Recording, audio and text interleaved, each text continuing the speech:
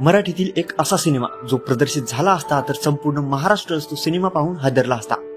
तुम्ही अनेकदा ऐकलं असेल की हॉलिवूड, बॉलिवूड किंवा साऊथचे काही सिनेमे बॅन झाले, पण तुम्हाला माहिती आहे का मराठीतही एक असा सिनेमा होता ज्याला सेन्सॉर बोर्डने थेट बॅन केला आहे।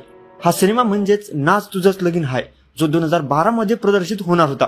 नाच तुझंच लगीन हाय रे, नाच तुझंच लगीन हाय। नाच तुझंच लगीन हाय या सिनेमात मिलिंद शिंदे यांची मुख्य भूमिका असून त्यांनीच या सिनेमाचं लेखन आणि दिग्दर्शन केलं आहे। या सिनेमाची कथा ही नेक्रोफिलिया या कन्सेप्टवर आधारित होती। नेक्रोफिलिया म्हणजेच मरणोत्तर बलात्कार।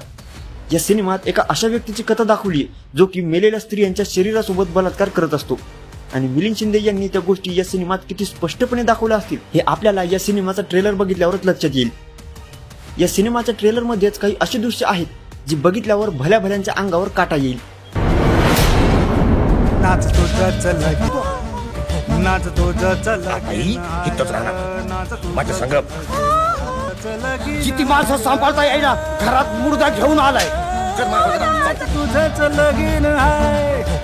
हा सिनेमा प्रदर्शित होण्यापूर्वीच मिलिंद शिंदे यांनीच एका मुलाखतीत सांगितले होते की या सिनेमासाठी कुठल्याच गोष्टीत त्यांनी तडजोड केली नाहीये आणि कदाचित त्यामुळेच हा सिनेमा प्रदर्शित होण्याआधीच बॅन करण्यात आला।